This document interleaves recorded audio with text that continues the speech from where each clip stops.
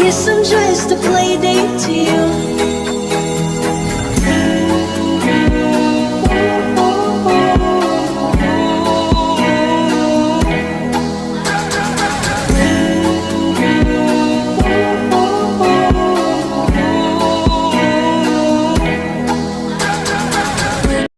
Assalamualaikum warahmatullahi wabarakatuh. Perkenalkan, nama saya Salma Siagina dari kelas 11 IPB. Pertama-tama yang terhormat kepada Bapak Haji Usrustika MPD selaku Kepala Sekolah SMK Negeri 14 Kota Bekasi. Yang terhormat kepada Ibu Sakinah Nurrahmawati SMI, Ibu Evi Liziana SP selaku tim penguji, guru-guru yang terhormat dan tidak bisa saya sebutkan satu persatu, serta teman-teman yang saya banggakan dan yang saya cintai. Di sini saya akan mempresentasikan hasil dari praktik kerja lapangan yang saya lakukan selama 3 bulan. Dan saya PKL di Taman Buah Mekarsari atau PT Mekar Unggul Sari. Taman Buah Mekarsari ini dibangun pada tahun 1991 atas gagasan Ibu Tien Soeharto. Dan diresmikannya pada tahun 1995 oleh Presiden kita yang kedua, yaitu Bapak Soeharto. Di Taman Buah Mekarsari memiliki kurang lebih 1.470 varietas tanaman buah dan memiliki 100.000 pohon. Ya, luas keseluruhan Taman Buah Mekarsari yaitu 264 hektar dengan dibagi dengan beberapa zona, yaitu yang pertama Festival Zone, Family Walk Zone, Central Park Zone, Greenland Zone, Mediterranean Exotic Zone, dan yang terakhir Water Zone atau areal danau. Untuk kompetensi yang dicapainya, yang pertama ada melakukan pemeriksaan keberangkatan, yang kedua melakukan pemanduan wisata, yang ketiga mengelola wahana wisata, yang keempat mengarahkan pengunjung masuk, kelima paket wisata dan mengatur rombongan, yang keenam mengelola waktu perjalanan wisata, ketujuh menangani dan menyelesaikan suatu konflik, dan yang terakhir menyiapkan dan menyajikan materi pemanduan. Di presentasi saya kali ini saya akan membahas tentang melakukan pemeriksaan keberangkatan. Melakukan pemeriksaan keberangkatan di Taman Buah Mekarsari itu dinamakan dengan paging. Yang untuk paging merupakan pemanggilan keluarga atau pengunjung yang sedang mengikuti tur petualangan kebun. Ya, berikut contoh paging. Selamat pagi, selamat datang di Taman Buah Mekarsari. Informasi ini kami tunjukkan kepada seluruh peserta tur petualangan kebun untuk jadwal keberangkatan pukul 10.00 waktu Indonesia bagian Barat. Ya, tepat di sebelah barat gedung informasi telah kami sediakan rangkaian kereta yang berwarna kuning. Ya, untuk di gerbong depan bisa diisi dengan keluarga Ibu Rudi 5 orang ada.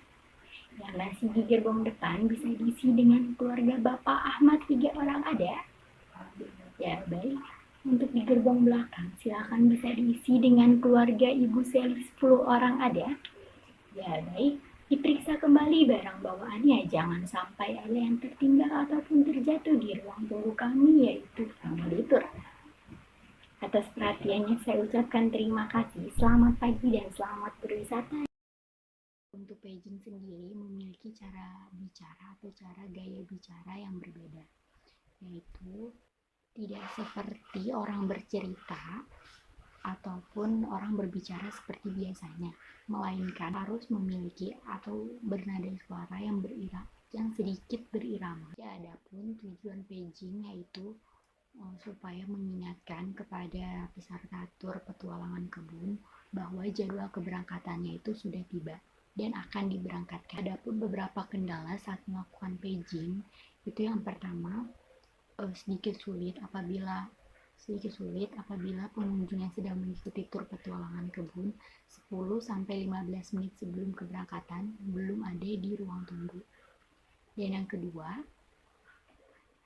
pengunjung sudah diberitahu keberadaan keretanya namun masih saja salah tempat. Ya, jika sudah melakukan absen atau melakukan paging dan melakukan pemeriksaan keberangkatan, para pengunjung yang mengikuti tur petualangan kebun sebaiknya langsung menuju ke kereta yang berada di sebelah barat gedung informasi. Untuk petualangan kebun dan wahana kereta reguler itu sangat berbeda tempat dan berbeda tujuan. Nah, untuk petualangan kebun ini kita singgah di kebun-kebun yang sedang panen. Namun untuk yang reguler tidak singgah, melainkan langsung menuju ke destinasi terakhir, yaitu areal danau atau area water zone. Teknik penyampaian pemanduan usahakan dengan penuh antusias, lalu hindari gerakan-gerakan yang tidak perlu, bicara yang sopan, gunakan bahasa yang baik. Beberapa fungsi seorang pemandu: yang pertama, membimbing sebuah perjalanan bersama wisatawan untuk mencapai tujuan yang telah ditentukan. Yang kedua, memberikan informasi perjalanan secara keseluruhan. Yang ketiga, memberikan saran kepada wisatawan untuk melakukan sesuatu tindakan atau kegiatan yang mungkin timbul atau ada sangkut pautnya dengan perjalanan yang sedang dipandunya. Ada pun beberapa bentuk penyajian yang dibutuhkan para wisatawan. Yang pertama, ya dimulai dari bentuk umum atau informasi umumnya, yaitu memberi gambaran kepada wisatawan. Ya, contohnya, pemandu akan memberi gambaran, kita akan mengunjungi kemana saja dan di kebun apa saja, kita akan turun. Nah, terus ya nanti jika sudah tiba di kebun, kita akan melakukan kegiatan apa saja dan apa saja yang didapat di setiap kebunnya. Yang kedua, apabila sudah memasuki tempat yang dikunjungi, pemandu sebaiknya jelaskan, ya seperti tadi misalnya dijelaskan di kebun ini kita akan mendapatkan apa saja dan ngapain aja.